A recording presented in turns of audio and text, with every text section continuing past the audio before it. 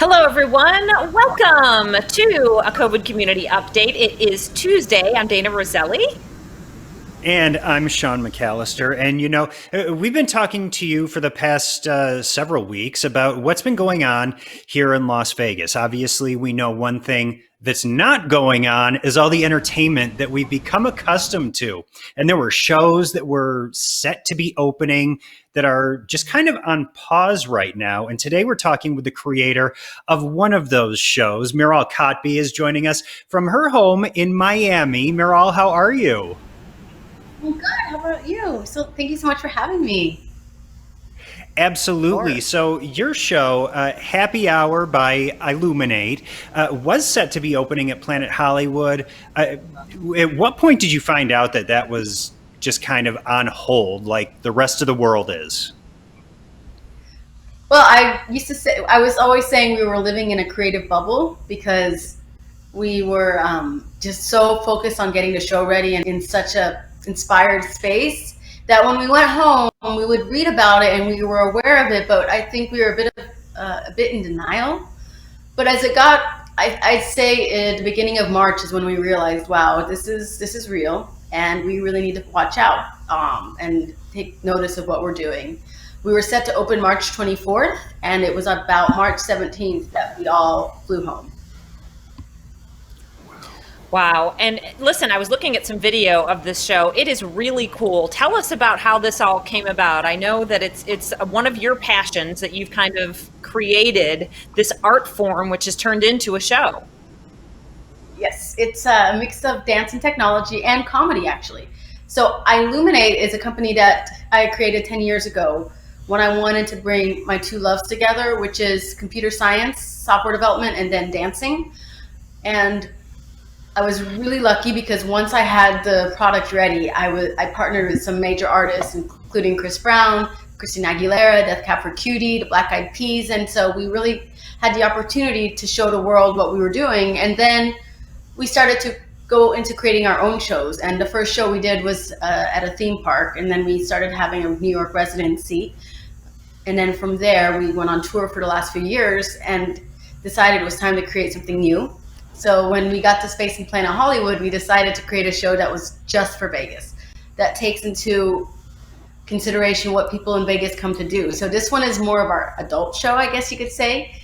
PG-13, we say.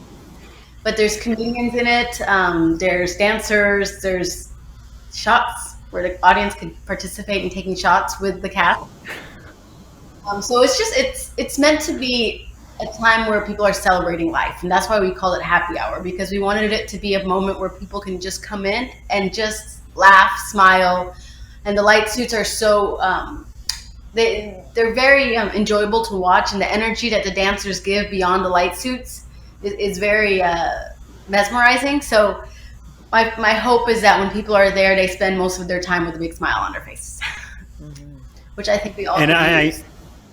we all could absolutely use that. And I can't wait for this show to finally hit the Vegas stage. At this point, we don't know when that will be because we're kind of in a situation where everybody's kind of in isolation. And this is a situation that you've personally had to deal with before, right? Yes, a couple of years ago, I was diagnosed with acute myeloid leukemia. It was a secondary cancer, and it was a pretty intense one. So the doctors really said I had essentially no immune system. My white blood cell count was very low, so I had to live with a mask on and gloves. Anybody who came near me had to have a mask and gloves on, and I was really only able to go either to the hospital or my apartment for almost a year. I was quite sick. So this type of isolation isn't new to me. Yeah, life happens and you just have to go with the flow. And what do you think that you learned from that? I mean, I think so many people, obviously, you were sick and it's different. I mean, there are a lot of people that are isolated now and keeping ourselves healthy, but what did you learn from that experience? Do you think it changed anything about how you view life, what you do every day, how you create? A lot of things changed, actually. I learned patience. I was never really a patient person, and I really learned how to be patient. And then I would say my family, my fiance, my friends, we all just learned that the things that seemed so important didn't matter, because the basic Mhm. needs are love and family and friends, and being there for each other, and being able to eat and have a safe place to sleep and be healthy. But you know, all before I got sick, little things mattered were the end of the world. And now when I found out the show couldn't open, after a year of creating it, it just was like, okay, it's just not meant to be.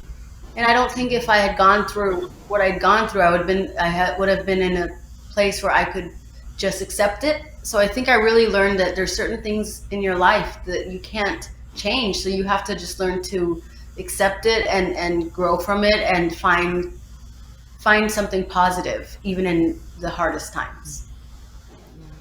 And yeah, I know that this is a time that's really forced a lot of us to sit back, take a breath, reassess what our needs versus wants, and what really is required for us to keep moving. And is that your message to people, to find those positive things and focus on those? Absolutely. And enjoy what you can, because it's going to get busy again, and you're going to miss the time you have with your loved ones.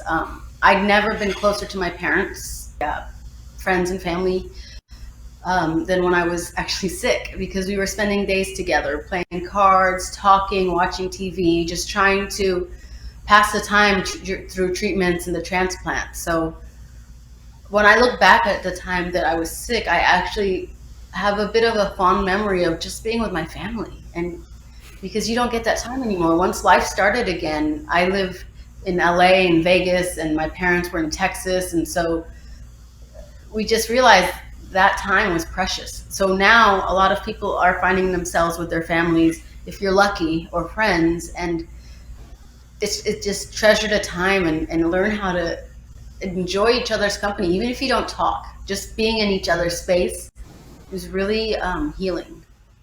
Yeah. And where are you on your health journey now? Tell us where you are today.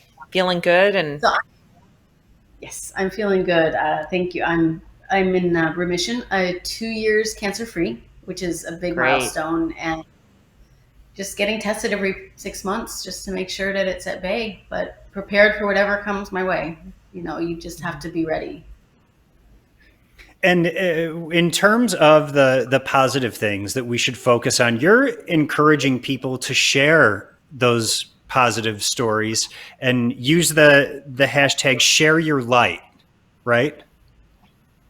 So when I was sick, there was a point where it was very difficult. I had had 4 rounds of chemotherapy, and then I was going through a stem cell transplant. So I I was on a lot of painkillers. I hadn't eaten for maybe a month, I think. I was just living off of anything that would go through my IV.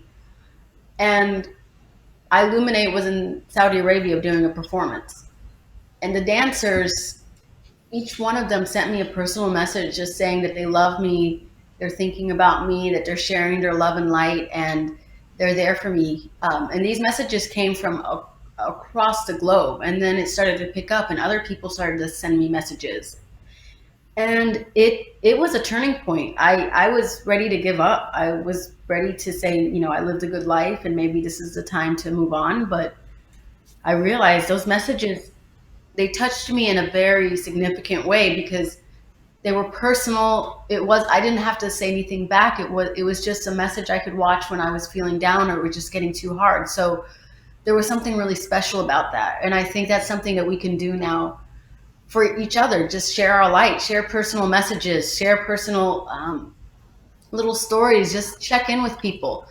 It Yeah. doesn't have to take too long, and it can mean the world to someone who's going through a difficulty, whether they're sick, someone near them is sick, they have something that they need to do that they can't because of the quarantine. We're all going through something, and sometimes just 20 seconds of saying "I love you" can change someone's outlook. It's so true, so true. Such a great message you're trying to spread. And the show looks uplifting too. I think a lot of people are going to smile, laugh, dance, do a shot. Can you tell us anything more about the show? We know it's supposed to be, or it's going to be at Planet Hollywood. Do you know what theater? And also, is the cast, do you have a large cast of dancers? How many people are in the show and that kind of thing? Absolutely. So the show is at the Sin City Theater in Planet Hollywood, and it's a 6 p.m. slot, which is another reason we're calling it happy hour. We say this is your Vegas pregame. And we have an app associated with it where people can chat, and we're going to have deals after the show where people can run around Vegas and meet each other. So we also say you're going to find your tribe there. So it's really about coming together. And like I said, we have two comedians, Matt and Heidi Morgan, who have done quite a few shows in Vegas. Hilarious. And they're kind of your hosts. And it's a time travel where each shot takes you to a different era. And so we're basically using the shots as a time machine. And there's 5 dancers from various different backgrounds, very strong cast, and the choreographers are also great. We have 2 from So You Think You Can Dance. We have a major choreographer who choreographs for Chris Brown. So the team is amazing. And the director, the co-director comes from a background. He did Jersey Boys in Vegas. He's also done work with Cirque. So it's a really strong creative team, and the performers are talented. Sounds great. Well, we're going to keep in touch because we'll definitely want to let everybody know when this show is finally going to be able to open. It was supposed to open in March. Now we're in a holding pattern. But we're excited for you to get out here to the Las Vegas Strip and for everyone to see what you've been working on and to see the passion that you put into this show. Yeah, and I'm just happy to be talking shows.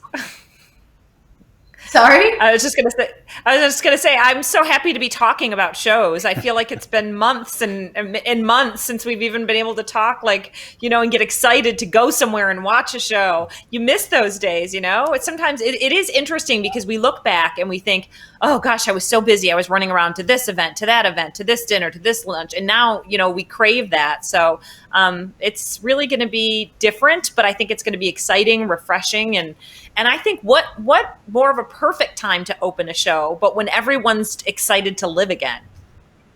Yes. Safely. Safely. I'm excited. Listen, thank you so much for joining us. Thank you. Thank you so much for having me. Yeah, we appreciate Miral you. Kotb, the creator of Happy Hour by Iluminate, that will be coming to Planet Hollywood once the resort reopens and once we're able to fill theaters and all be happy and celebrate entertainment together once again. But it really is, the show is something to look forward to. And also Miral's perspective on the time that we're living in right now is keep in mind as well, Dayna.